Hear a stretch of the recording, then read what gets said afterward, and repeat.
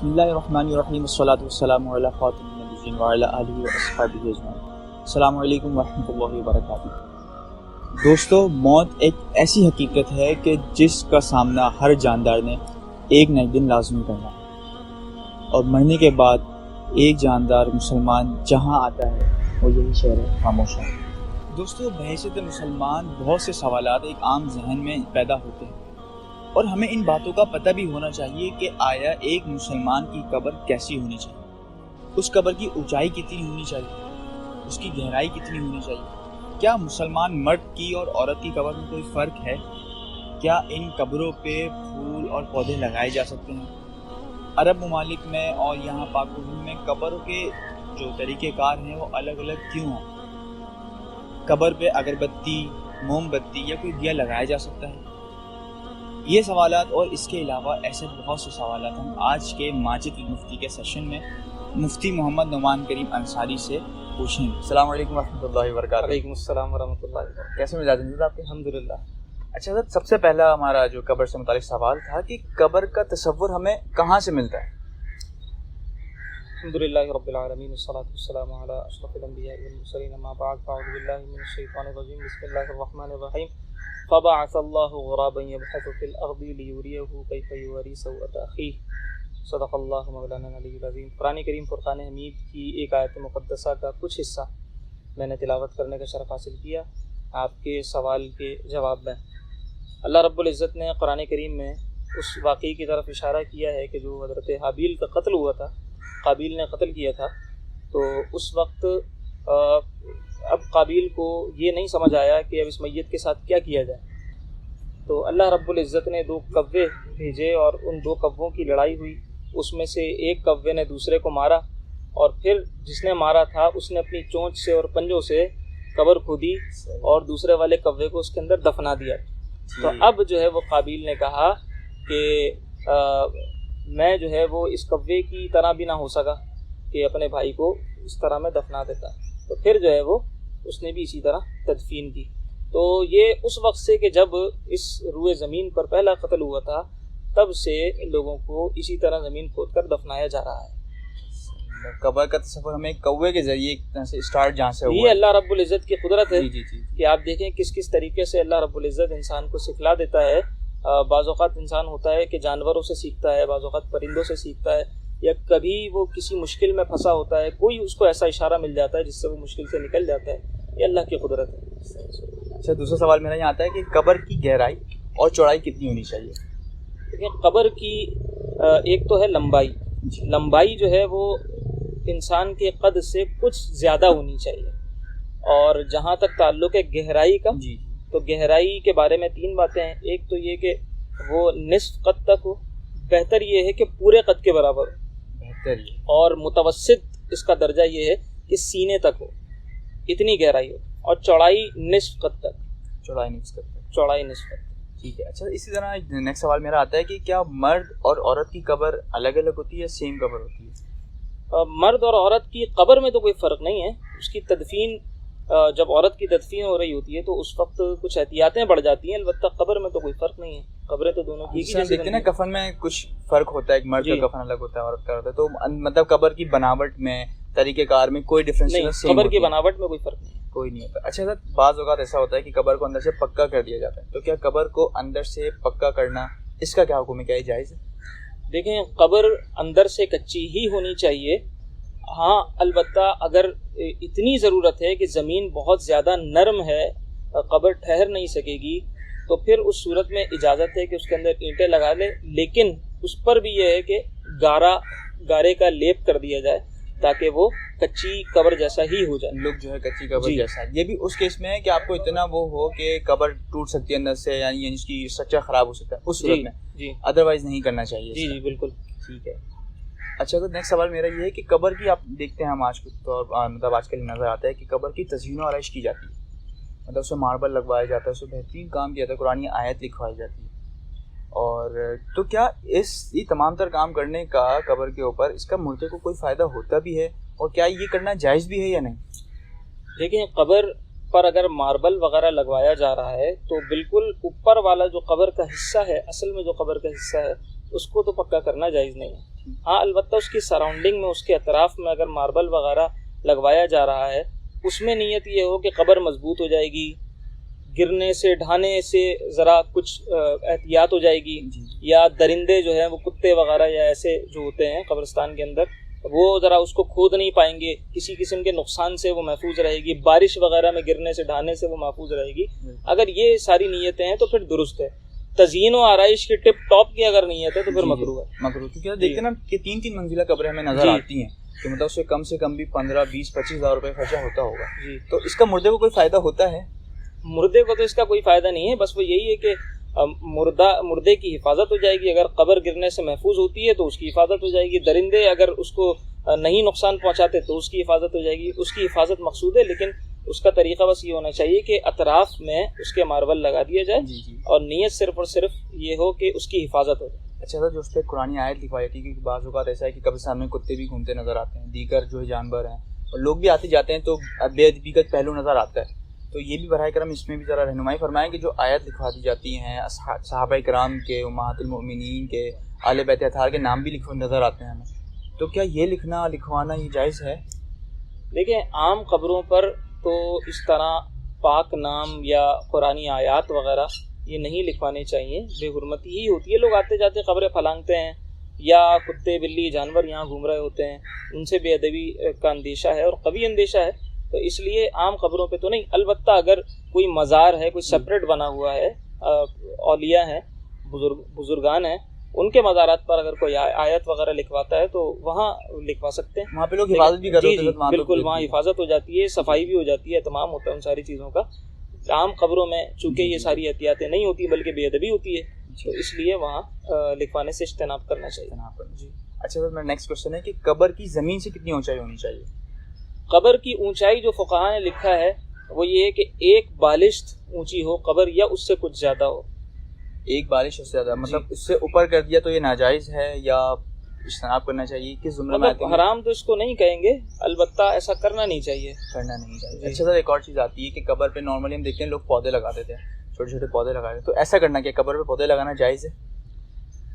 دیکھیں حضور علیہ الصلوۃ والسلام کا یہ معمول تھا، عمل رہا ہے. بخاری شریف کی روایت ہے، حضرت عبداللہ ابن عباس رضی اللہ تعالیٰ عنہما اس حدیث شریف کے راوی ہیں کہ حضور علیہ الصلوۃ والسلام قبرستان سے گزرے اور اللہ کے رسول نے درخت کی ایک ٹہنی توڑی اور ٹہنی توڑ کر آپ نے 2 قبروں پر رکھا.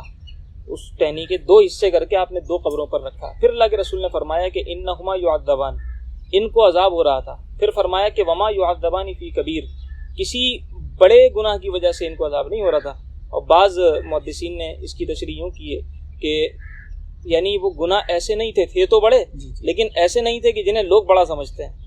ٹھیک ہے، لوگ انہیں چھوٹا سمجھتے ہیں، حقیقت میں بڑے. ٹھیک ہے، ایک تو وہ پیشاب کی چھینٹوں سے اللہ کے رسول نے فرمایا کہ نہیں بچا کرتے تھے، اور دوسرا فرمایا کہ چغل خور تھے، چغلی کیا کرتے تھے. تو اللہ کے رسول نے جو ہے وہ دونوں پر ٹہنیاں رکھی اور پھر فرمایا اللہ کے رسول نے کہ امید ہے جب تک یہ تر رہیں گی ان کے عذاب میں تخفیف رہے گی. تو اب اس کی شرح میں جو ہے وہ پھر اب شارحین حدیث نے لکھا ہے.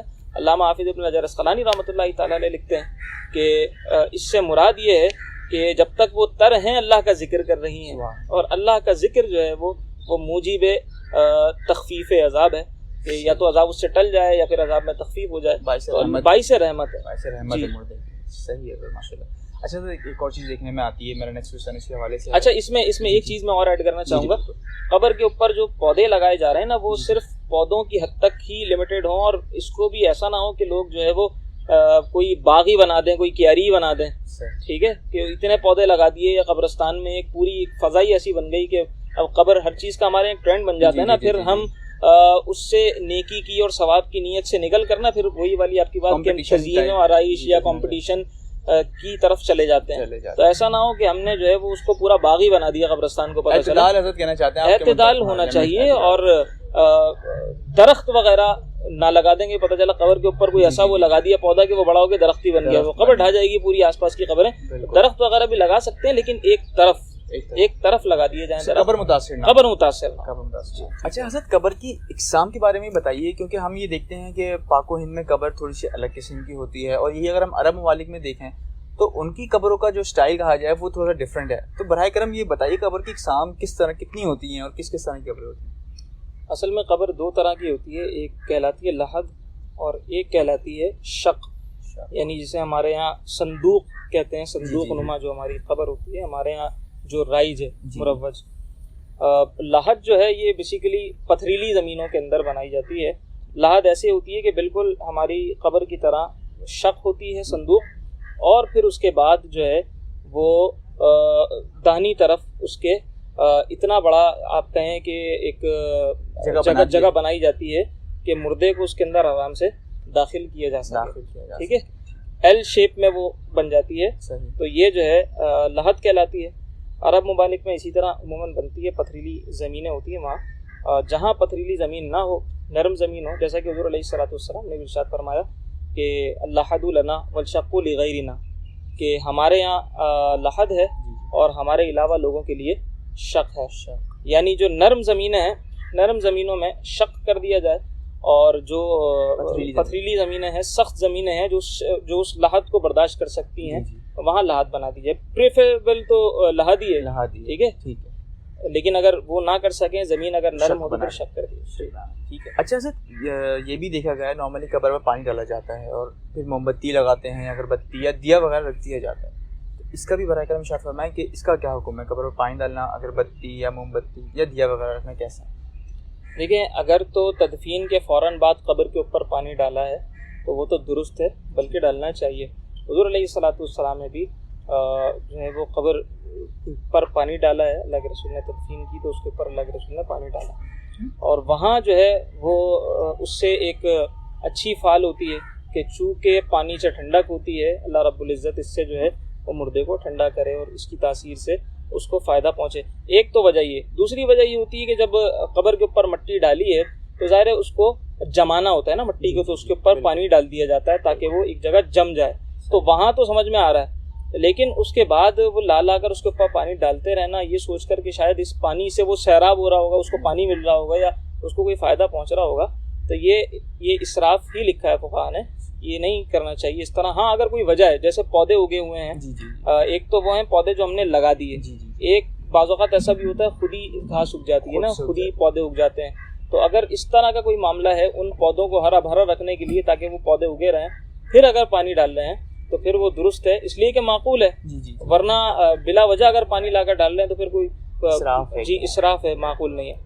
اور دوسرا اگربتی اور موم بتی کا جو معاملہ ہے، اگربتی اور موم بتی یا چراغ وغیرہ کا جو معاملہ ہے وہ یہ ہے کہ اگر اس میں بھی کوئی وجہ ہے تو ٹھیک ہے، یعنی کچھ لوگ بیٹھے ہیں وہاں، کسی نے اگربتی اس لیے لا کر لگا دی کہ چلیں سراؤنڈنگ میں کچھ تھوڑی سی مہک ہو جائے، کچھ تھوڑی سی خوشبو آ جائے، اچھا اس میں بھی قبر کے اوپر لگانا جائز نہیں ہے۔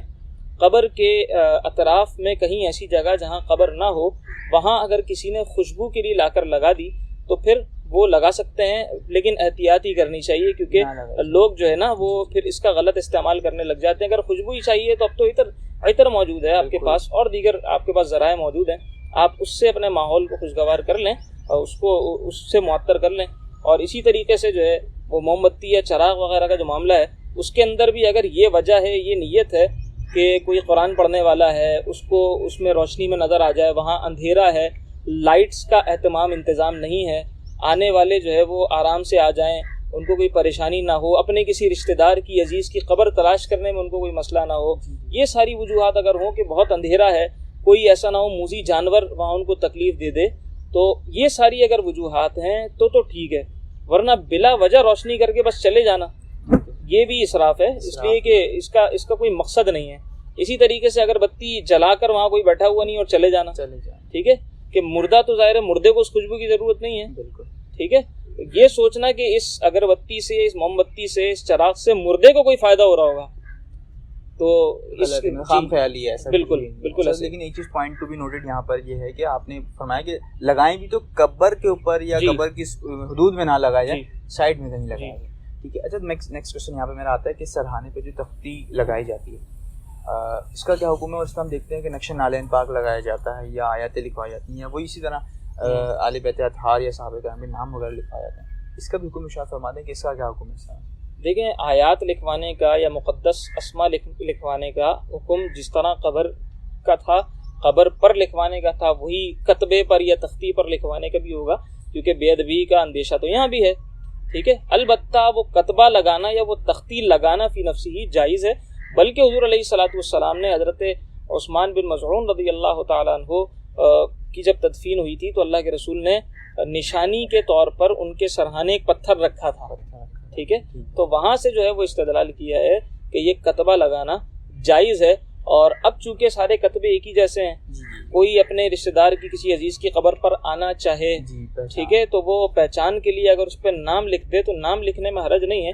البتہ یہ آیات، یہ مقدس اسماء وغیرہ سے احتیاط کرنی چاہیے. جی ٹھیک ہے. اچھا، نیکسٹ کوشچن میں آتا ہے کہ بارش یا کسی اور وجہ سے قبر اگر کھل جاتی ہے اور اندر کی قبر کے معاملات نظر آنے لگتے ہیں تو پھر کیا کرنا چاہیے ایسی صورتحال میں انسان کو؟ بارش کے موسم میں اکثر نظر آتا ہے. جی بالکل. اگر قبر کسی کی کھل جاتی ہے اور اندر سے کفن وغیرہ یا اس کی ہڈیاں وغیرہ وہ نظر آنے لگ جاتی ہیں تو فتاوی رضویہ کے اندر لکھا ہوا ہے کہ اگر کسی کی قبر کھل جاتی ہے اور اندر سے نظر آنے لگ جاتا ہے تو اس کو مٹی دینا، اس کو چھپانا نہ صرف جائز بلکہ واجب ہے. اس لیے کہ مسلمان کا پردہ لازم ہے. ٹھیک ہے، وہ بے پردگی ہو رہی ہے، مسلمان کا پردہ چونکہ لازم ہے. یہ ایک بڑی خاص بات جو ہے فتاوی رضویہ کے اندر لکھی ہوئی ہے کہ نہ صرف جائز بلکہ واجب، اس لیے کہ ستر مسلم لازم. اچھا سر، آج کل یہ بھی دیکھا جاتا ہے کہ قبرستانوں میں جگہیں بالکل ختم ہو چکی ہیں، نہ گورنمنٹ سر توجہ دے رہی ہے اور لوگ بھی دور دراز جانا پسند ہی نہیں کرتے، وہ چاہتے ہیں قریبی قبرستان میں تدفین ہو جائے. تو کیا کیا جاتا ہے کہ پرانی قبروں کو ہی کھودا جاتا ہے اور اس میں ہی تدفین کر دی جاتی ہے. تو اس معاملے میں رہنمائی فرمائیں کہ کیا یہ ایسا کرنا درست ہے، جائز ہے؟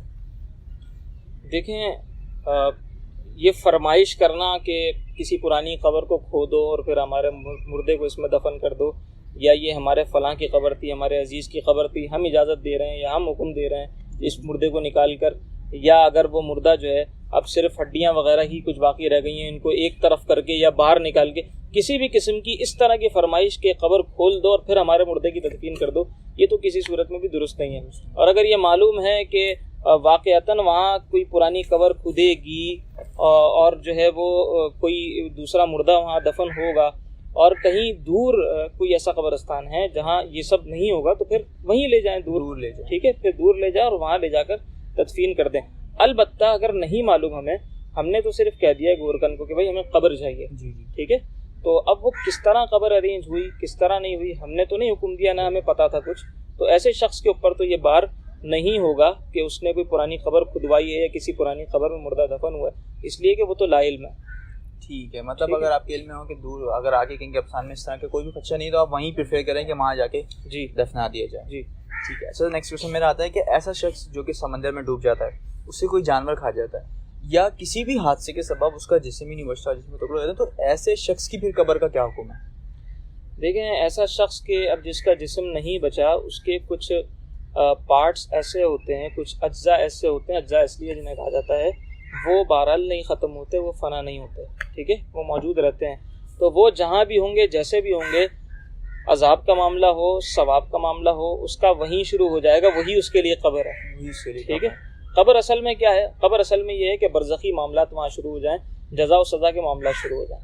تو بس وہ جہاں ہے وہی اس کی خبر ہے، وہیں اس کے سارے معاملات ہیں. چاہے وہ فضا مطلب پلین کریش ہو گیا اس میں ہو گیا، چاہے وہ سمندر ہو، چاہے کہیں بھی، چاہے وہ مچھلی کے پیٹ میں کیوں نہ ہو، مچھلی کے پیٹ وہی خبر ہے اس کے، وہیں عالم برزخ اس کا اسٹارٹ ہو چکا ہے. ٹھیک ہے. اچھا سر، نیکسٹ کوسچن میرا آتا ہے کہ قبر کیا کہیں بھی بنائی جا سکتی ہے یا اس کے لیے کوئی خاص زمین یا کوئی خاص جگہ ہوتی ہے؟ دیکھیں، قبر کے لیے ویسے تو قبرستان جب موجود ہیں تو ظاہر ہے کہیں اور بنانے کا کوئی نہ تو رواج ہے اور نہ ہی جو ہے وہ کوئی لاجک ہے کہ کہیں اور بندہ اپنے گھروں میں کوئی قبرستان بنانا شروع کر دے. البتہ اگر کوئی ایسی وجہ ہے کہ اب اس کو کہیں اور ہی تدفین کرنی ہے تو کی بھی جا سکتی ہے. کیونکہ گاؤں دیہات میں دیکھا جاتا ہے زمینیں ہوتی ہیں نا، تو وہ اپنے رشتہ داروں کی، اپنے باپ کی ان زمینوں میں ہی تدفین کر دیتے ہیں. اگر زمین اپنی ہے، کسی اور کی زمین نہیں ہے، کوئی اس کا کوئی حقدار بھی نہیں ہے، کوئی بعد میں اٹھ کر کچھ کہے کہ بھائی یہ ہماری زمین تھی، ورنہ تو اتنا سخت حکم ہے کہ اگر کسی اور کی زمین میں تدفین کر دی اور اس نے آ کر مطالبہ کر دیا کہ میری زمین تھی، تو پھر اب مردے کو وہاں سے نکال کر کسی اور زمین میں دفنایا جائے. ٹھیک ہے، تو اگر ٹھیک ہے، اگر وہ اس کی اپنی زمین ہے اور کوئی اس کا حقدار نہیں ہے تو بالکل اس کی تدفین کر سکتے ہیں. لیکن اگر قبرستان موجود ہے، سب وہیں تدفین کر رہے ہیں، تو پھر وہیں لے جا کر تدفین کرنی چاہیے. ورنہ کیا ہوگا؟ ورنہ یہ ہوگا کہ پورا محلہ قبرستان ہی بن جائے گا، ہر گھر میں قبر ہوگی، ہر گھر میں قبر ہوگی. اور قبر کی ایک وحشت ویسے ہی ہوتی ہے، بچے ہیں یا اور دیگر چیزیں ہیں، وحشت کا بھی معاملہ ہوتا ہے اور پھر یہ بھی ہے کہ قبرستان جب جاتے ہیں تو ایک دل میں آخرت کی یاد تازہ ہوتی ہے. جب ہم اتنے جو ہے وہ یوزڈ ٹو ہو جائیں گے, قبریں ہمارے آس پاس ہوں گی, تو ظاہر ہے پھر وہ جو اس کا ایک اثر تھا نا وہ بھی نہیں رہے گا. یہاں پہ ایک اپنے اچھی چیز بتائی, میرا نیکسٹ سوال بھی جو ہے نیکسٹ کوشچن اسی سے ریلیٹڈ ہے کہ کیا مردے کو ایک قبر سے دوسری قبر میں منتقل کرنا کیا جائز ہے؟ دیکھیں جیسا کہ میں نے ایک وجہ تو عرض کی کہ اگر اس طرح کی کوئی وجہ ہے تو پھر تو ٹھیک ہے, ورنہ ہمارے یہاں کیا عموماً امانتاً کسی کو کسی قبر میں دفن کر دیا جاتا ہے, ٹھیک ہے, کہ بعد میں اس کو نکال لیا جائے گا. تو یہ امانتاً دفن کرنے کا کوئی تصور نہیں ہے, جو جہاں دفن ہو گیا سو. اچھا ٹھیک ہے, تو مطلب جیسا آپ نے بتایا کہ اگر تو کسی اور کی زمین ہو کلیم آگے تو ایسا کرنا, کسی اور کی زمین ہو یا کسی حادثے کا وہ قبر شکار ہو گئی ہو کہ اب وہاں جیسے بارش وغیرہ ہوئی یا سیلاب آ گیا یا کچھ اس طرح وہ قبر باقی نہیں رہی جی, تو اس طرح کی اگر کوئی وجہ ہو معقول تو سمجھ میں آتا ہے. بلا وجہ کسی کو ایک جگہ سے دوسری جگہ دفن کرنا, بلکہ قبر کھولنا بھی بلا وجہ کسی کی جائز نہیں ہے. مردے کو نکال کر منتقل کرنا تو کجا, قبر کھولنا بھی جائز نہیں ہے بلا وجہ. ٹھیک ہے, جزاک اللہ. اچھا نیکسٹ کوشچن میرا آتا ہے کہ کیا مسلمان کی قبر غیر مسلمانوں کی قبرستان میں, جیسے کہ ہم دیکھتے ہیں عیسائیت میں بھی قبرستان کا کانسیپٹ ہے, تو کیا مسلمان کی قبر کسی غیر مسلم کے قبرستان میں بنائی جا سکتی ہے بحالت مجبوری بھی؟ عرض فرما دیجیے گا مجبوری کی حالت ہے تو. دیکھیں مجبوری کا لفظ ہمارے یہاں بہت عام ہے, لیکن بات یہ ہے کہ اس کو دیکھا جاتا ہے کہ مجبوری ہے کیا. ایسی کون سی مجبوری آ گئی کہ کسی آپ کو نان مسلم کے قبرستان میں اپنے مردے کو دفن کرنا پڑ گیا؟ ایسی تو کوئی مجبوری مطلب میری سمجھ میں تو نہیں آ رہی کوئی ایسی مجبوری. لیکن پھر بھی اگر کوئی ایسی مجبوری ہو تو پھر ٹھیک ہے, ورنہ اس سے بھی بہتر وہی والی صورت ہے جیسا کہ آپ نے ابھی بتایا نا کہ گاؤں میں ایسا ہوتا ہے کہ لوگ جو ہے کوئی جگہ خرید کر یا اپنی کوئی جگہ ہوتی ہے وہاں پر مردوں کی تدفین کر دیتے ہیں. تو اگر ایسی کوئی وجہ ہے کہ کوئی قبرستان نہیں ہے, دور دراز تک کوئی نہیں ہے, ورنہ تو یہ ہے کہ دور بھی اگر کوئی قبرستان موجود ہو, 1 میل 2 میل مسلمانوں کو قبرستان موجود ہو, تو وہاں تک سفر کیا جائے. ایک ہی دفعہ تو جانا ہے, اور گاڑیاں وغیرہ اب تو سہولتیں موجود ہیں, ایسا بھی نہیں کہ پیدل سفر ہونا ہے, ٹھیک ہے, آرام سے وہاں منتقل کر کے اس کی تدفین کر دی جائے. اچھا اسی طرح جیسا کہ ہمیں قرآن و سنت کے مضامین سے معلوم ہوتا ہے کہ جیسے پڑوسی ہوتے ہیں نا, ویسے ہی حالات و معاملات بھی ہوتے ہیں. یہی وجہ ہے کہ ہمارے جو اسلاف ہیں وہ یہی کہتے رہے ہیں کہ بزرگوں کے پڑوس میں دفن ہونا یہ باعث برکت ہے, ٹھیک ہے, اس لیے کہ ان پر جو رحمت انوار نازل ہو رہا ہے نا, ان سے ان کے پڑوسی بھی حصہ پائیں گے, ٹھیک ہے. تو نیک پڑوسی ہونا, نیک پڑوسی ویسے بھی مطلب زندگی کے اندر بھی اور قبر میں بھی کوئی, بالکل. تو مسلمانوں کے قبرستان میں ہوگا تو آس پاس سب مسلمین ہیں نا, بالکل. اگر کسی نان مسلم کے قبرستان میں وہ ویسے ہی دفن ہو گیا تو پھر آپ اندازہ کر سکتے ہیں اس کا عذاب خدا نہ خواستہ کہ اس سے کوئی پریشانی نہ, تو اس کو اس کے پڑوسیوں کی وجہ سے, آس پاس کے اس کے سراؤنڈنگ کی وجہ سے کوئی پریشانی نہ ہو جائے, کوئی زحمت نہ ہو جائے, اس لیے یہ نہیں کرنا چاہیے. نیکسٹ سوال بڑا انٹرسٹنگ اس میں ہے کہ یہ عوام میں ایک چیز مشہور ہو گئی ہے کہ ایک قبر سے 40 مردے اٹھائے جائیں گے, اس سے کیا مراد ہے؟ دیکھیں ایک قبر سے 70 مردے کے حوالے سے آتا ہے کہ یہاں پہ 40 میرے پاس ہے, ایک قبر سے 70 مردے اٹھیں گے. اصل میں دونوں طرح کی باتیں ہیں. یہ ایک تو ویسی مشہور ہے, لوگوں کے اندر مشہور ہے کہ ایک قبر سے 70 مردے اٹھیں گے, اور کوئی بعید بھی نہیں ہے. جس طرح تدفین ہو رہی ہے, جس کا بھی ہم نے ذکر کیا بھی, یہ کہ قبر کے اندر کئی مردے دفن ہو جاتے ہیں. تو اس طرح کی کوئی سچویشن ہو یا ہمیں نہیں معلوم کہ بہت سے لوگ کہاں مدفون ہیں, ٹھیک ہے, ہو سکتا ہے کہ یہاں پہلے سے بھی کوئی مدفون یا بعد میں کوئی مدفون ہو, تو ہمیں نہیں معلوم. تو کچھ سچویشن ایسی ہو سکتی ہیں, اللہ کی قدرت ہے کہ اگر وہ چاہے تو ایک قبر سے 70 مردے بالکل نکل سکتے ہیں. اس کی کوئی دلیل یا ویسے کچھ نہیں؟ کوئی دلیل میری نظر سے نہیں گزری, یہ عوام میں مشہوری ہے. جی ٹھیک ہے. اچھا نیکسٹ کوشچن میرا آتا ہے, بڑا انٹرسٹنگ کوشچن ہے کہ ایک شخص جو کہ جس کی انتقال آج ہوا, جس کی تدفین آج ہوئی, اور ایک شخص جس کی تدفین آج سے 100 سال پہلے, 1 صدی پہلے ہو چکی ہے, کافی پہلے ہو چکی ہے, تو جزا سزا کے معاملات, اب اگر ہم یہ دیکھ لیں کہ دونوں کے اعمال بھی ایک جیسے تھے, ماشاءاللہ دونوں جزا کے حقدار تھے, سزا کے نہیں تھے, تو جو 100 سال پہلے جس کی تدفین ہو چکی ہے تو اس کی جزا تو زیادہ ہو جائے کیونکہ وہ پہلے دفن ہو چکا ہے قیامت سے اگر ہم دیکھیں, اور جو آج ہوا ہے اس کی قیامت سے فاصلہ جو ہے, وقت جو ہے کم ہے. تو یہ چیز یہ ذرا چیز سمجھائیے گا کہ کیا جو پہلے دفن ہو گیا اس کی جزا سزا کے معاملات کیا ہوں گے, اس کی کم زیادہ ہوں گے, اس میں براہ کرم ذرا کچھ رہنمائی فرمائیں کہ ایسا ہو تو کیا معاملات ہوگا. دیکھیں یہ تو سب اللہ رب العزت نے جس کے لیے جو مقدر فرما دیا ہے اسی کے حساب سے ساری چیزیں چل رہی ہیں, کون پہلے آئے گا کون بعد میں آئے گا. اور جیسا کہ آپ نے کہا کہ بظاہر دونوں کے اعمال اچھے تھے اور دونوں ہی جزا کے مستحق تھے. تو یہ ہم تو نہیں طے کر سکتے کہ کون جزا کا مستحق تھا کون سزا کا. ہو سکتا ہے کسی نے بہت اچھی زندگی گزاری ہو لیکن وہ عذاب کا شکار ہو گیا ہو سکتا ہے کہ ہماری نظر میں کسی نے بہت اپنی زندگی گناہوں میں گزار دی ہو لیکن اس کی کوئی نیکی اس کا کوئی عمل اللہ کی بارگاہ میں مقبول ہو گیا ہو جس کی وجہ سے اس کی قبر میں جو ہے سزا کے بجائے جزا کے معاملات ہو, جنت کی کیاری بن گئی ہو, جنت کی نعمتیں ہوں وہاں. ٹھیک ہے, تو ایک بات تو یہ ہو گئی, یہ ہم طے نہیں کر سکتے کہ وہ جزا کا مستحق تھا یا وہ سزا کا مستحق تھا. دوسری بات یہ ہے کہ اللہ رب العزت نے جس کے لیے جو وقت مقرر فرما دیا وہ اسی وقت پہ آ رہا ہے, وہ اسی وقت جا رہا ہے, اور اللہ رب العزت ظالم نہیں ہے. ٹھیک ہے, جس کو جتنا بدلہ ملنا چاہیے اس کو اتنا بدلہ ملے گا. ٹھیک ہے, یہ بھی ہم جانتے ہیں بہت اچھی طریقے سے. اچھا, پھر ایسا بھی ہے کہ کسی کو قبر میں عذاب ہوا لوگوں کی دعاؤں سے یا عذاب کی مدت پوری ہو جانے کے بعد اللہ رب العزت نے اس کو معاف فرما دیا, اس کو بخش دیا, یا اس کی کسی بھی نیکی کے سبب اللہ رب العزت نے اس کو بخش دیا.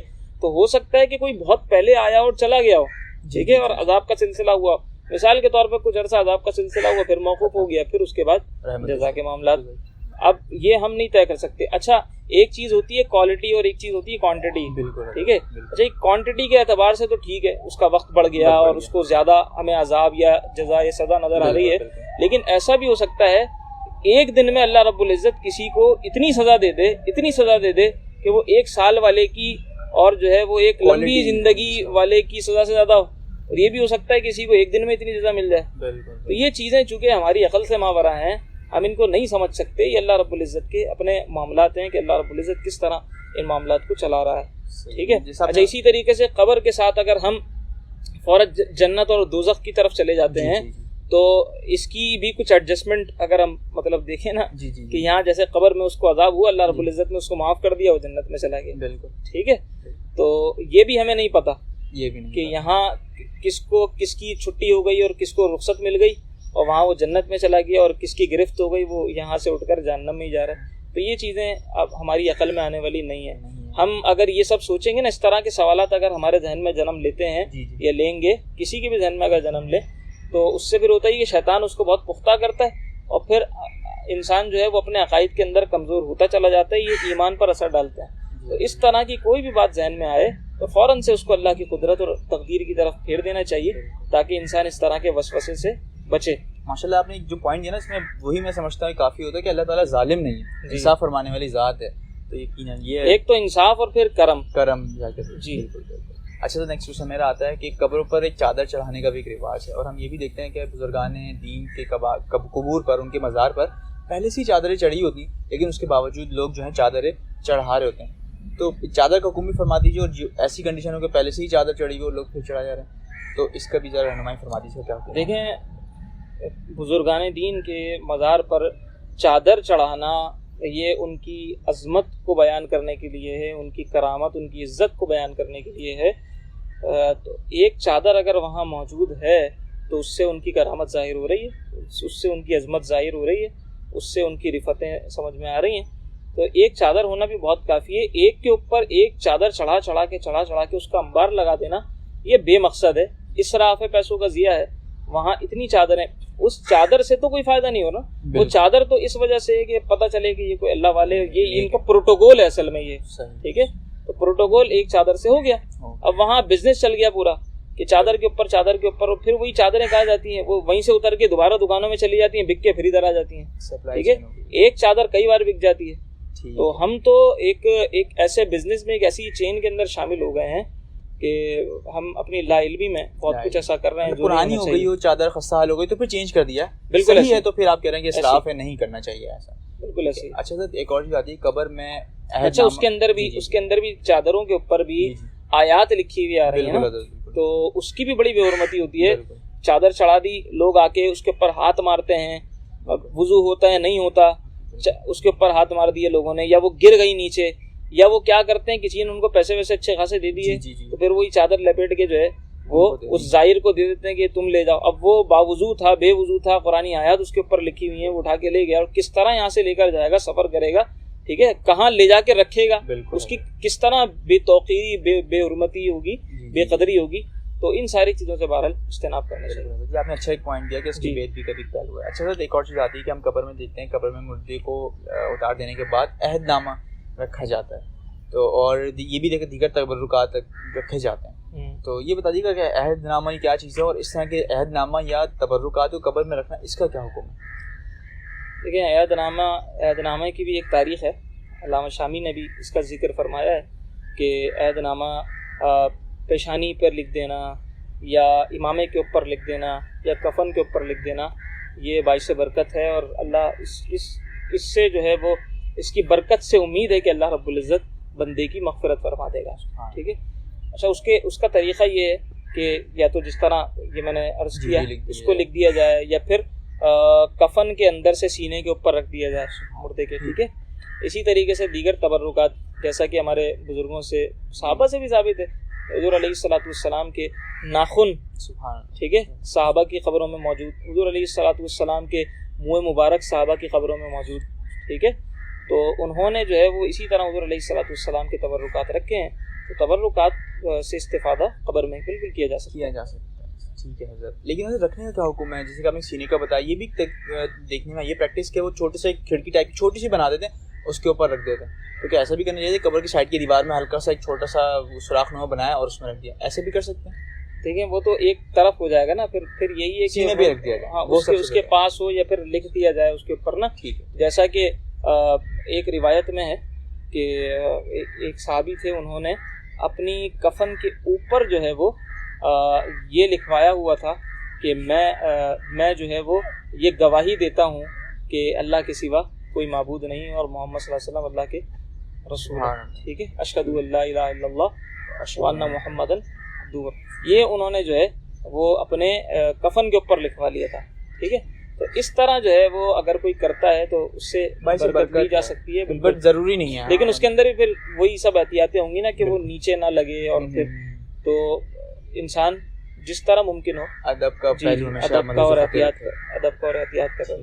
اچھا نیکسٹ کوسچن میرا آتا ہے کہ قبر پر اذان دینے کا بھی ایک رواج ہے, دی جاتی ہے. قبر پر اذان دفن کرنے کے بعد, قبر کو پر کر دینے کے بعد اذان دی جاتی ہے. تو اس کا بھی ارشاد فرمائیں کہ اس کا کیا حکم ہے قبر پر جو اذان دی جاتی ہے؟ دیکھیں اذان دینا خود باعث برکت ہے. اللہ کا نام ہے, اللہ کا ذکر ہے, جہاں اللہ کا ذکر کیا جائے وہاں رحمتیں اترتی ہیں. اور اذان کے بارے میں خصوصاً یہ آتا ہے جیسے ابھی کووڈ کے دنوں میں ہوا تھا کہ ایک وبا تھی, وبا کے ایام کے اندر اذان دینا یہ تو ویسے بزرگوں کا رواج رہا ہے. ٹھیک ہے. تو جہاں بھی وبا ہو, شیطانی حملے ہوں یا کسی بھی قسم کی کوئی آفت کا اندیشہ ہو, وہاں بالکل اذان دی جا سکتی ہے. اندیشہ بھی ہو یا آفت آئی ہوئی ہو وہاں بالکل اذان دینی چاہیے. تو اگر قبر کے اوپر کوئی اذان دیتا ہے تو اس سے ایک تو ذکر بھی ہوگا, اور دوسرا جو خاص اذان کا فائدہ ہے نا کہ شیطان کے حملوں سے وہ مردہ محفوظ رہے. ٹھیک ہے. وہ فائدہ بھی انشاءاللہ اس سے حاصل ہوگا. اچھا سر بس میرا آخری سوال یہاں پہ آتا ہے, مختصراً کہ بزرگان جن کے جو مزارات ہوتے ہیں اس کا مختصراً یہ ہے کہ ادب کیا ہونے چاہیے, کہ مطلب کس طرح بندہ جائے کہ بعد اب اس کو وہاں پہ جو ہے ایک حاضری اس کی ایک ہو جائے, یہ طریقہ شاید فرماتے ہیں. دیکھیں بزرگان کے پاس جب جائیں تو ان کی پائنتی کی طرف سے جائیں. ٹھیک ہے. سلام عرض کریں, فاتحہ پڑھیں, اور قبر سے مزار سے دور رہیں. ٹھیک ہے. کچھ فاصلہ رکھیں, اور جو ہے پھر اسی طرح جو ہے وہ الٹے قدم واپس آئیں. سرہانے کی طرف سے نہ جائیں, سرہانے کی طرف سے جانے کو جو ہے وہ منع کیا گیا ہے, وہ مناسب نہیں ہے. پائنتی کی طرف سے جائیں, وہیں سے کھڑے ہو کر جو ہے وہ فاتحہ خوانی وغیرہ کریں, اور پھر وہیں سے جو ہے وہ الٹے قدم واپس آ جائیں, وہیں سے آ جائیں. جی جی ٹھیک ہے. ماشاء اللہ کافی اچھی رہنمائی ہوئی قبر کے متعلق, اور کافی ایسے سوالات تھے جو اکثر یوتھ کے ذہن میں آتے رہتے ہیں کہ یار کہیں قبر الگ بنتی ہے, کہیں الگ ہوتی ہے, اور اس طرح کے کافی سوالات ہیں یوتھ کے ذہن میں آتے ہیں. ماشاء اللہ آپ نے اچھی رہنمائی فرمائی, اور امید کرتا ہوں کہ ہمارے ویورز جو اس وقت ماجد مفتی کا یہ پروگرام دیکھ رہے ہیں ان کی بھی کافی حد تک اس معاملے میں اصلاح ہوئی ہوگی. اور ماشاء اللہ ابھی شعبان معظم کا مہینہ آنے ہی والا ہے, لوگ باقاعدہ قبرستانوں کا رخ کریں گے اپنے پیاروں کو کہ سال ثواب کے لیے, ان کی فاتحہ کے لیے. تو امید کرتے ہیں کہ یہ سیشن ان کے لیے بھی کافی رہنمائی کا باعث بنا ہوگا. آپ کے وقت کا بہت بہت شکریہ حضرت, آپ نے اچھی رہنمائی فرمائی. اللہ تعالیٰ آپ کو جزائے خیر عطا فرمائے. السلام علیکم ورحمۃ اللہ وبرکاتہ. دوستوں امید کرتے ہیں ماجد مفتی کا آج کا سیشن آپ کے لیے انتہائی معلوماتی رہا ہوگا. کوشش تو ہم نے کری کہ قبر سے متعلق تمام بنیادی اور اہم ترین سوالات آج کے اس شو میں شامل کریں. لیکن اگر اس کے علاوہ بھی آپ کے ذہن میں کچھ سوالات ہیں جن کا جواب جن کو اس پروگرام میں شامل نہیں کیا گیا تو آپ کمنٹ میں وہ سوال ہم سے لازمی پوچھیں. اگر آپ چاہتے ہیں کہ قبر سے متعلق یہ اہم معلومات دوسروں تک بھی پہنچے تو ہمارے اس سیشن کو دوسروں کے ساتھ شیئر بھی کیجیے گا. اور چینل پہ نئے ہیں, چینل ابھی تک سبسکرائب نہیں کیا تو پلیز ہمارے چینل سبسکرائب کر دیجیے. اگلے سیشن تک کے لیے دیجیے اجازت. ہمیں اپنی دعاؤں میں یاد رکھیے گا. السلام علیکم ورحمۃ اللہ وبرکاتہ.